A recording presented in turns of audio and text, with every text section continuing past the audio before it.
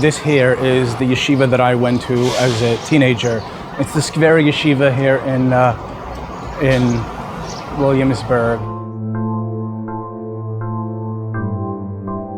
I had very little interest in the outside world when I was younger. I didn't know it existed. I didn't know what there was to be interested in. My world was very self-contained. In the Hasidic world, depending on the school, secular education for boys is very meager. Boys generally get only about an hour or two of instruction at the end of the day in English and math. I worry about my sons, who are now 13 and 15, who do not speak, read, or write English, even though they were born and raised in the United States.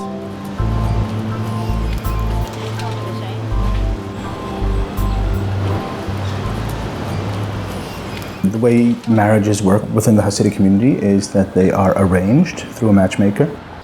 I was in the middle of doing laundry when I was essentially told about the girl I was going to marry. There's huge pressure on women within the Hasidic community to keep having children. It is their raison d'etre. That is what they are raised from a very young age, told that your most sacred duty is to be a mother. My 3 daughters have no options but to be housewives and mothers.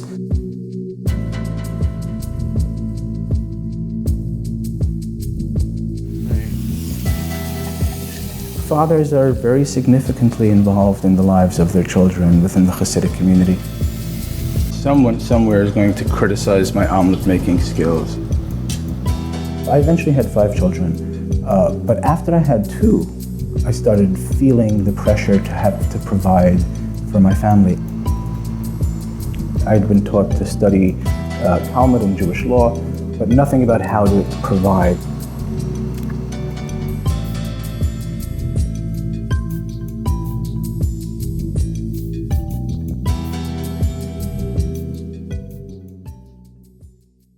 What happened? What happened? What happened was I grew curious about the outside world. I got hooked up with the internet, started listening to the radio, started going to the public library, started buying books, started reading newspapers. That alone is not enough to shake your faith if your faith is strong. But that opened me up to the world. What made me lose my faith eventually was a journey of questioning, reading about various faith traditions, reading about the scientific approach to Bible studies. And at some point it became pretty clear to me that the foundations of our faith, as they were given to me, were flawed.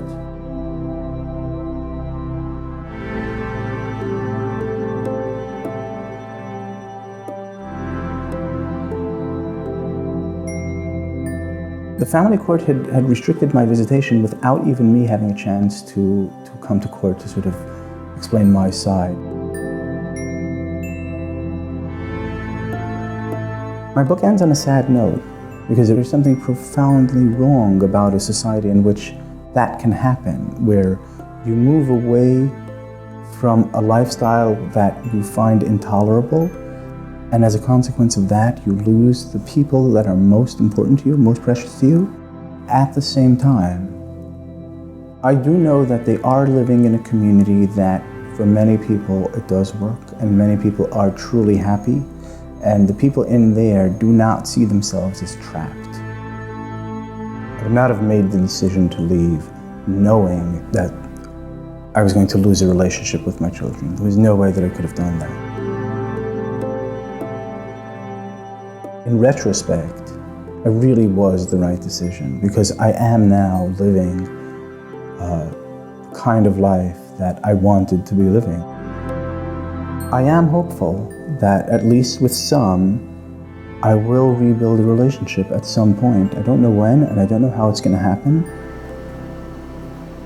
This guy wrote, just finished Shulem Deen's book, All Who Go Do Not Return, and first thing I did when I was done was kiss my sleeping children. I like that.